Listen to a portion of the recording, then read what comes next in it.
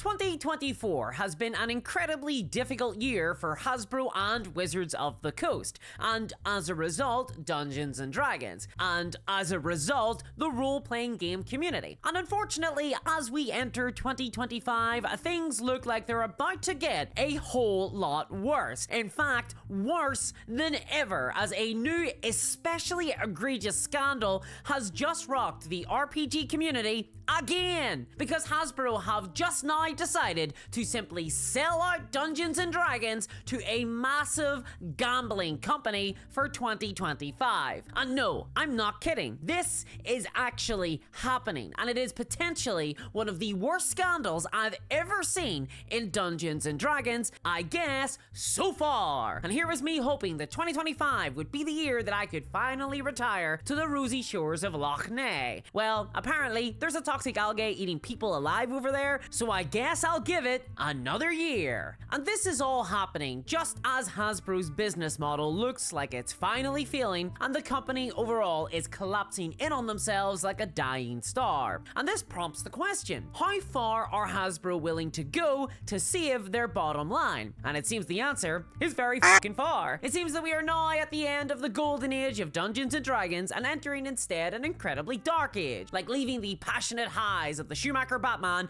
to the blank, nippleless lows of Nolan's Batman, which I'm pretty sure was universally panned. We all agreed that sucked, right? Subscribe for more Batman facts and references. But hey, things could be worse. Hasbro could also be getting attacked by Matt Mercer and Matt Colville and every single content creator online, and every former asset of D&D could be currently transforming into major competition instead. Yeah, that's also happening, yeah. So how the hell did we get here? Well, this all goes back to Hasbro's original plan for D&D over the last few years. It's a business model called Blueprint 2.0, and I've talked about Blueprint 2.0 before on the channel, so I'm not gonna get super into it, but long story short, it's a business strategy that works like this. You make a product which makes people watch media about it, which leads to a toy, which leads to licensing, which leads to a product, which leads to media, which leads to a toy, which leads to licensing, which leads to media, which leads to a toy, which leads to media, which leads to a media, which leads to lights, which leads to media, which leads to media, which leads to toy, which leads to which makes people watch media of the toy, which leads to all the money in the world. Hasbro say that Blueprint 2.0 is designed to spark joy and create human connection. They genuinely wrote that. But in reality, it's a plan designed to spiral in on itself forever, creating eternal profit until the heat death of the universe. It's essentially a perpetual motion device, but for shareholder value. And if that sounds like a Bond villain plan to you, well, that's because it is. Unlike most Bond villain plans, it utterly failed, because at the height of Blueprint 2.0 in 2021, Hasbro's net worth was a rollicking $14 billion. But by 2025, however, that number has now dwindled down to $8 billion. Oops. And this failure of Blueprint 2.0 has resulted in something that no one saw coming. I mean, I knew that Hasbro would never go down without a fight. But this is different. This time, they have crossed the line. And in their desperation, they turned to a man they didn't fully understand. No, not you, Joker. This is something much worse than the Joker, who, when you think about it, is quite a jolly figure. Again, subscribe for more Batman facts. But hey, at least we can still always play Dungeons & Dragons at home, on our tables filled with beautiful terrain. You know, I often see insanely beautiful battle maps for Dungeons & Dragons and other role-playing games online. There's some literally unbelievable stuff out there, and I've always wondered, how do you get something like this for your own home games? It always felt so unattainable to me. But this month, I found out how. It turns out it's possible for anyone to do, so long as you're using the Bamboo Lab X1C 3D printer from today's sponsor, Bamboo Lab. And I can attest to this because that's what I've been doing right now.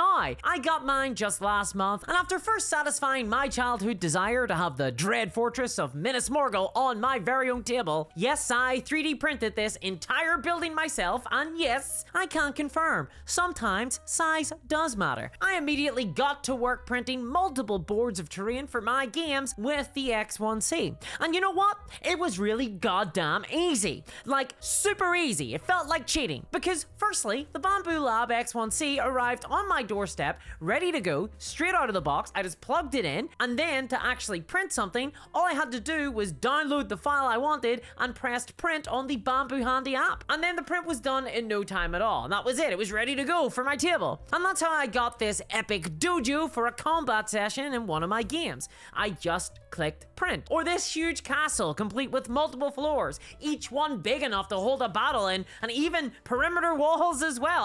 I just pressed print. Or this bunker complex I've been using for a Cold War era Delta Green dungeon crawl. Yes, you can do anything with this game, no matter how niche it is, you just press print. And the funny thing is, I thought that before I got the X1C that having a big elaborate terrain table takes tons of skill, but it doesn't. I have no skill, and yet I have all of this. Ha ha ha! All because I press print. And if that's what you want, then check out my link in the description of this video for the Bambu Lab X1C 3D printer combo. That combo comes with the X1C printer and everything else you need, including materials to get printing. Plus, it even includes multicolored printing, so you never have to paint your miniatures ever again. Yeah, this was all printed in color. There's no paint on this thing. How cool is that? So check out my link below. I can wholeheartedly recommend Bambu Lab, and thanks to them for sponsoring today's video. So okay, Bluepoint 2.0 failed utterly, so what does this have to do with D&D and gambling? Well, this failure meant that, like airport security in the aftermath of the underwear bomber, Hasbro have had to take a long, hard look at how they do things, and that includes how they monetize their brands. For example, Hasbro dropped their movie and TV studio E1 in 2023, so that means we're probably not going to be seeing any more D&D movies or TV shows for a while. On top of that, the D&D Dark Alliance servers just shut down like this week, and sure, Hasbro do have a video game supposedly in development internally with $1 billion spent so far, but we're gonna have to see if that ever actually pans out. It wouldn't be the first time that a game is stuck in development hell. But all of those projects, they were all related to the Blueprint 2.0 strategy, and now they're all gone. So Hasbro are obviously changing their business model. They have a new plan, and that plan is proper full-on online gambling. Yep, just going all in on gambling. You got money? We'll take it and give nothing back. Except occasionally we'll take a little bit of it back, but in a kind of token that you have to redeem and cash out to get your money, and ultimately all that'll do is give you a high that you'll chase forever. Yeah, gambling! It could be you! Very, very unlikely though. See, Hasbro aren't content with their already existing roster of gambling content. You know the ones, the blind box randomized toys and the randomized dice box that cost $500. What? What the f? They do that? $500 for what?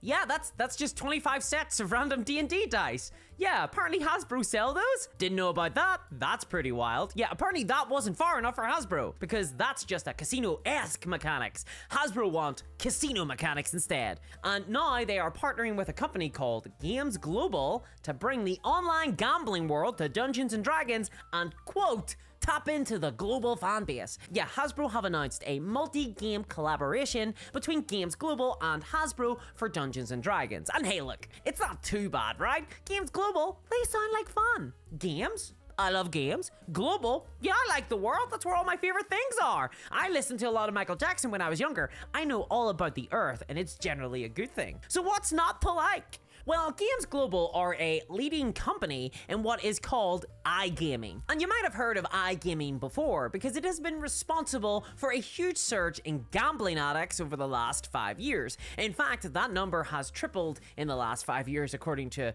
German health department. And iGaming is why. Basically, imagine the seediest casino in existence where no one tells you no, and in fact actively call you up to get you to play more every single day. And it's also in your living room, so you can never escape or get away. Have fun. Here goes. It's gone. I fucking lost it all. That is iGaming. That is Games Global, and that is now apparently the future of Dungeons & Dragons. Awesome! Now Hasbro is giving you too the opportunity to lose your life while looking at a beholder. It's like I'm actually in the world of Dungeons & Dragons. So yeah, predictably, I guess somewhat, turns out not a lot of people are particularly happy about this new partnership. In fact, many are aghast that Hasbro would do this. It really feels like they have crossed a line. And it should. Hasbro have crossed the line here. Gambling is a massive problem album that preys on the most vulnerable. In fact, 86% of all gambling profits come from just 5% of gamblers. And that is the real reason why Games Global are giving Hasbro a whole ton of money to tap into the global D&D fan base and license the brand and IP of D&D. Because that brand and IP is pretty child and teen friendly. And Games Global are on record as to trying to find ways to connect with Generation Z so that they can find a new generation of potential gambling addicts. And I think they've just found their avenue, Dungeons and Dragons. Wow, gee. Thanks, Hasbro. Is this really the legacy we want for Dungeons & Dragons to be associated with as a hobby? Dungeons & Dragons was meant to inspire people. To help mankind, not to destroy it! And even worse for D&D players, this partnership is coming at the same time as the digitization of the game. I mean, the new D&D virtual tabletop is just around the corner, and I'm really worried about that, like way more than I was before this news. Because if Hasbro are willing to get involved in full-on gambling, then there's really no limit as to how far they'll go with monetizing this new VT. Oh no, loot boxes? That's against our morals. We'll never sell power. That would be unethical. For some reason, I just don't see them having any qualms with that sort of stuff now. And as a result, 2025 is looking kind of bad for D&D, you guys, but it really shouldn't. 2025 should be like the biggest year for Dungeons and Dragons ever, in a good way, because it is sort of the release year of a new edition, of Dungeons and Dragons, the flagship title of Dungeons and Dragons. This should be a jubilee year, should be nothing but good times, like when Hitler landed in South America in 1947. I'm sure the Karateki were having all sorts of fun that day, but instead Hasbro are facing a huge lawsuit. Blueprint 2.0 has failed, their stock is down, they are grasping for cash, and now they've signed up to a partnership with gambling companies while digitizing Dungeons and Dragons at the same time? That doesn't look great. And all this demonstrates is that Hasbro are now desperate enough that they're willing to sell D&D to anyone who is asking, and it just doesn't matter who they are and what they're doing, what business they're in, what their plans are. Hasbro will just give it away. And so taking a look at all this, I can't help but worry that the golden age of D&D that we're supposedly living in is now over. I think we're on like the second last picture of Course of Empire by Thomas Cole, especially considering that so many things that actually led to the insane success of D&D in the last decade, like the major influencers and content creators that pushed it, such as Matt Mercer and Matt Colville, aka the Matt Pack, are now shaping up to be major competitors to the game this year, rather than like the ballasts supporting it. In fact, if I didn't know better, I'd say that the Matt Pack have conspired against D&D on this one. How else do you explain their joint pincer attack? Matt Mercer is coming in with Daggerheart this year, covering the hyper-cinematic, dramatic pseudo-anime vibe that infuses some of the most dramatic D&D games that I see. While Draw Steel from AMCDM covers the more traditional action combat, 4th edition infused D&D playstyle. And then you've basically got every single other content creator on YouTube, along with their mother, coming out with their own iteration of a dungeon crawler as well. Like 2025 is looking kind of rough for D&D only heads. So if this golden age does keep going, I don't think it's going to be a golden age of D&D. It'll be instead the golden age of RPGs carried on by the entire community. And so I guess that's something to be pretty hopeful for. Still though, it's incredibly depressing watching Hasbro sink